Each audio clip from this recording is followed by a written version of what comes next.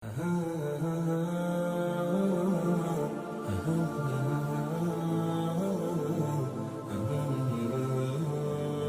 یہاں قرآن مجید فرقان حمید میں اللہ تبارک و تعالی نے ارشاد فرمایا فلما بلغ معه السعی کہ جب وہ بلوغت کو پہنچا، کون؟ حضرت اسماعیل، یا کچھ عمر اس سے زیادہ کی تھی یا کم تھی۔ بعض مفسرین نے لکھا کہ آپ کی عمر 9 سال تھی اس وقت، اور بعض میں 12 سال 11 سال، مختلف روایتیں ہیں۔ تو تقریباً 9 سال کی عمر یا اس سے کچھ زائد عمر تھی حضرت اسماعیل کی، جس وقت اللہ تبارک و تعالی نے حکم دیا کہ اپنے بیٹے اسماعیل کو ذبح کریے۔ تو آپ نے اپنے بیٹے سے فرمایا قال یا بنیا، یہ نہیں فرمایا قال یا ابنی، اے میرے بیٹے، آپ نے فرمایا اے میرے پیارے بیٹے، اے میرے لگتے جگر۔ یہ قرآن مجید فرقان حمید کا خاصہ ہے کہ عربی کی زبان بڑی فصیح ہے، اس میں ہر الفاظ جو ہے، ہر فیلنگ کے لیے جو ہے وہ الگ الگ الفاظ بیان کیے جاتے ہیں۔ تو فرمایا یا بنیا، اے میرے پیارے بیٹے۔ آپ دیکھیں جب کوئی باپ اپنے بیٹے سے بڑی محبت کرتا ہے اور اس کی محبت عروج پر ہو، شفقت عروج پر ہو، تو وہ اپنے بیٹے کو اپنے پاس بلاتا ہے، اسے پیار کرتا ہے۔ اگر اس کی کوئی خواہش ہوتی ہے اس کے بیٹے کی، اسے پورا کرنے کے لیے اسے بڑے پیارے القابات کے ساتھ پکارتا ہے کہ آج جو مانگنا ہے میرے بیٹے مانگو، آج تم جو بولو گے میں تمہاری خواہش کو پورا کروں گا۔ بعض اوقات باپ کو بڑی محبت آتی ہے اپنی اولاد کے اوپر۔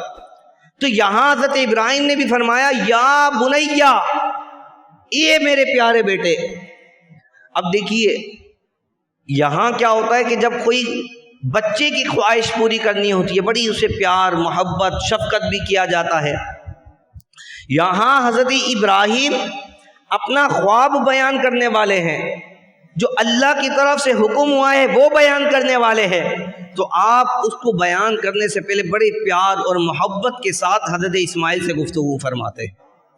پھر فرماتے ہیں انی ارا فی المنام، اے میرے پیارے بیٹے میں نے خواب دیکھا ہے، انی اصبحک، کہ میں تجھے ذبح کر رہا ہوں، فانظر ماذا تری، اب بتا تیری کیا رائے ہے، تو کیا چاہتا ہے۔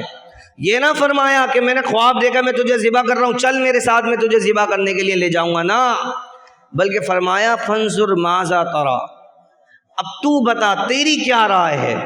اور پھر قربان جائیں کہ حضرت اسماعیل نے یہ نہ فرمایا کہ یہ کیسا خواب ہے، یہ تو شاید خواب ہے، خواب ہو سکتا ہے، نا، ابھی آپ کم عمر تھے، 9 یا 11 12 سال کی عمر ہے، لیکن آپ کیا فرما رہے ہیں قال یا ابت افعل ما تؤمر، او میرے پیارے باپ، آپ کو جو اللہ تبارک و تعالیٰ کی طرف سے حکم ہوا ہے آپ اس کو پورا کریے، تؤمر، جو آپ کو حکم ہوا ہے، جو آپ کو کرنا ہے وہ آپ میرے ساتھ کیجئے۔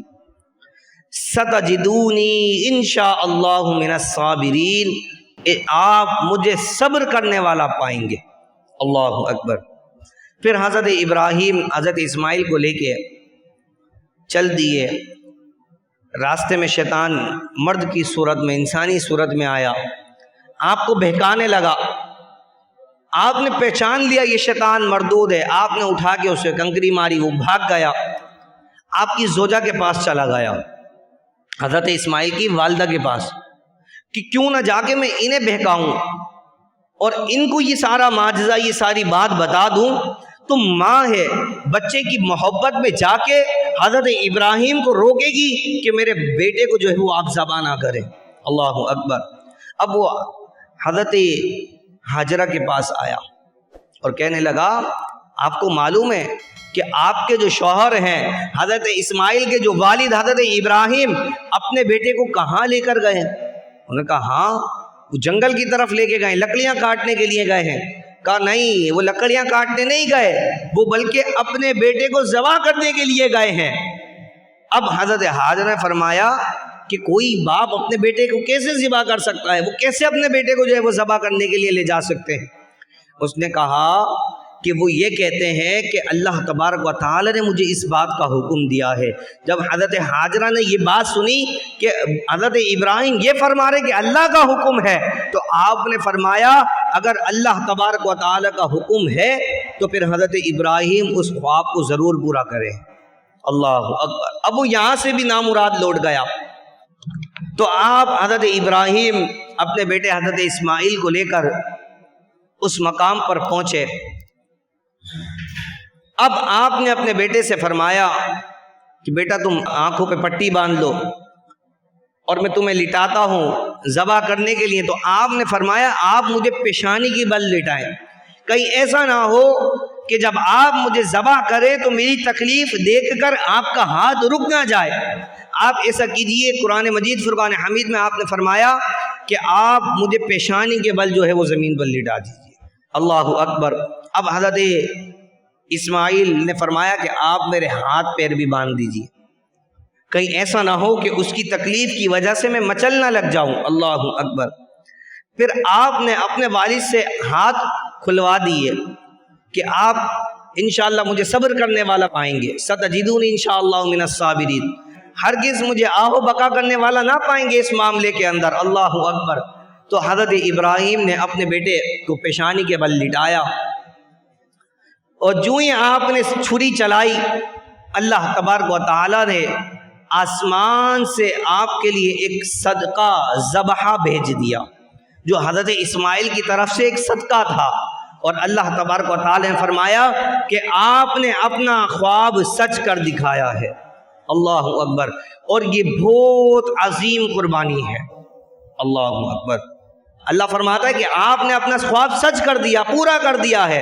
اب اللہ تبارک و تعالی نے حضرت اسماعیل کی اس قربانی کی برکت سے آسمان سے جو ہے وہ مینڈے کو نازل فرما دیا، کہ جب آپ نے چھری چلائی تو دیکھا کہ حضرت اسماعیل تو سامنے برابر میں موجود ہے، اور جو چھری چلی ہے وہ اس مینڈے کے اوپر چلی ہے۔